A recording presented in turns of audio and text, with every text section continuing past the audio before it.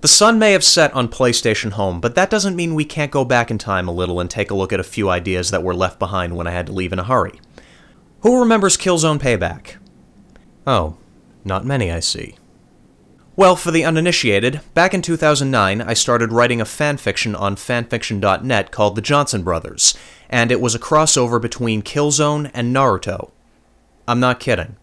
This was back in the days when I had no responsibilities and unlimited free time and could dream up of these crazy concoctions, although I was just as surprised back then as I am now that I actually managed to make it work. With the help of a few creative liberties, taking elements from 6 other franchises, and throwing my own set of original characters that I had been kicking around for a few years into the mix to act as a middleman.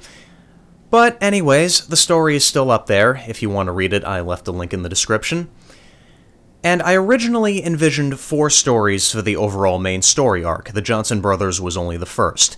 But despite this, I never wrote anything beyond the first 3 chapters of the Johnson Brothers before the story pretty much died out due to lack of interest on both myself and my fanbase at the time. But regardless, Killzone Payback was a machinima that was going to take place between stories 2 and 3, although the significance of Payback's story wouldn't fully come into play until story number 4. And none of the characters in the written story would have made any appearances. This was supposed to be a side story of sorts. Not only that, but as time went on and the interest in my story was dying out, I also saw this as a final opportunity to drum up some interest in my story again, and maybe it could have helped me plan out some of the finer details of the other 3 stories. But you must be wondering, where does PlayStation Home factor into all of this?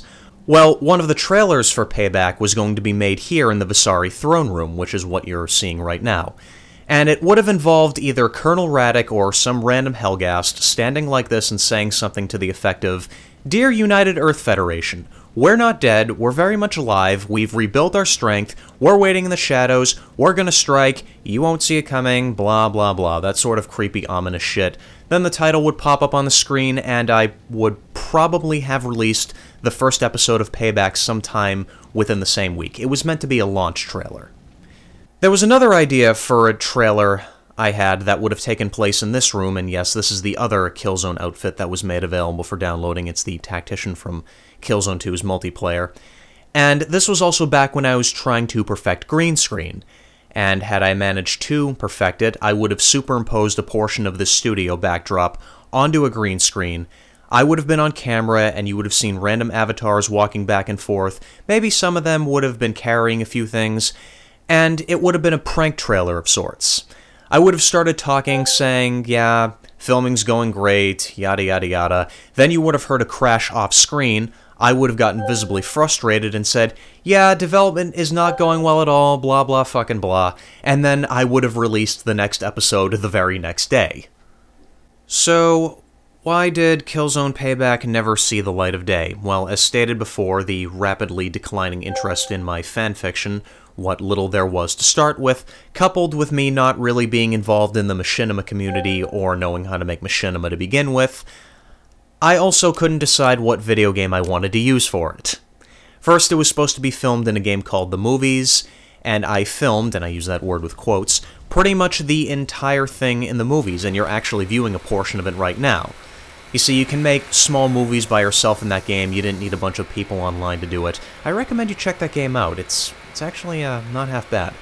But I wasn't happy with the end results. It was too limited. I didn't get what I wanted. So then I changed the game to Killzone 2, and then Uncharted 2, and I was going back and forth on the idea of a hybrid machinima, maybe even involving home a little bit.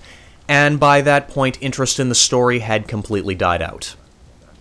Further compounding matters is that I had planned out the main points of Payback's story, but I could never find anything to fill in the blanks, connect the dots, for lack of a better word to use. I just couldn't make the main points connect well enough. But even after all that, I still wanted to do something in the way of a Killzone machinima, but I could never think of anything beyond that. Nothing concrete ever came to mind. So, yeah, that's that story out of the way. Sorry if it was a little too depressing, but hey, I felt might be a nice idea to, just take you guys back in time, show you a few of the projects that never really quite made it. And the funny thing is, I still have all of my first attempt to film Killzone Payback. I have it all right here, as you're seeing on the screen. And I actually repurposed them as storyboards on my second and third attempts to make the machinima, so I guess it didn't turn out all bad. I mean, I still do have a general idea of what I'd like to do for the machinima, but I don't know if I'll ever try and go back to it or try writing the Johnson Brothers or any of the other stories. Still, I thought this was a neat little thing I could share with you guys. So, until the next video.